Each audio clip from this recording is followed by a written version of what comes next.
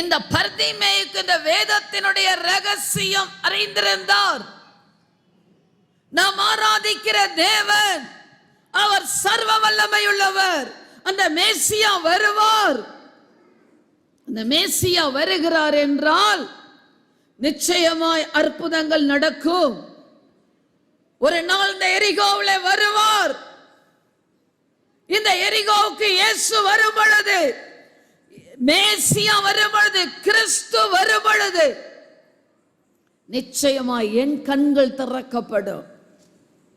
என் ஆண்டவரை நான் பார்ப்பேன் என்ற ஒரு வெளிப்பாடு, ஒரு தரிசனத்தோடு கூட இந்த குருடன் காத்து கொண்டிருக்கிறான்.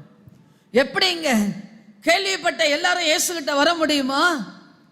ஒரு வெளிப்பாடு. அந்த குருடனுக்கு ஒரு வெளிப்பாடு கிடைத்தது. அந்த மேசியா அவர் குருடருடைய கண்களை திறக்கிறவர் என்று வெளிப்பாடு கிடைத்தது. இன்றைக்கு உங்களுக்குள்ள அந்த வெளிப்பாடு கிடைச்சிருக்கணும்.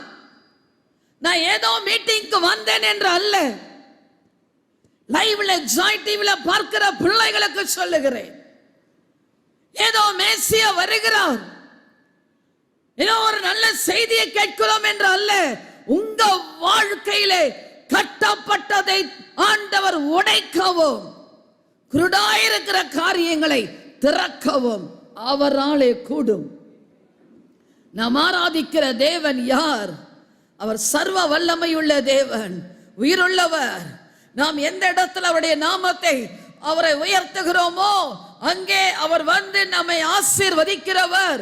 எந்த ஸ்தானத்திலேயும் அவர் வந்து நம்மை ஆசீர்வதிக்கிற தேவனாய் இருக்கிறார். ஆண்டவர் எனக்கு இந்த வார்த்தையை கொடுக்கும் பொழுது என் வாழ்க்கையில என் கட்டுகள் உடைக்கப்படும் என்று விசுவாசியுங்கள். இயேசுவை குறித்து கேள்விப்பட்டவங்க யாரும் வரல. வெளிப்பாடோடு நின்று கொண்டிருந்த இந்த மனுஷனுக்கு தான் தெரியும், அவர் இவ்வளவு நாள் காத்து கொண்டிருந்தனே, இந்த மேசியா வந்து விட்டார், இந்த மேசியா நடந்து போகிறார், இவரை இப்பொழுது விட்டான். என் வாழ்க்கையில அற்புதம் என்றைக்குமே கிடைக்காது.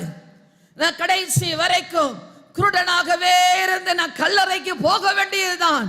நான் கூப்பிட போகிறேன், இயேசுவே, தாவீதின் குமாரனே, எனக்கு இரங்கும் என்று கூப்பிட தொடங்குகிறான்.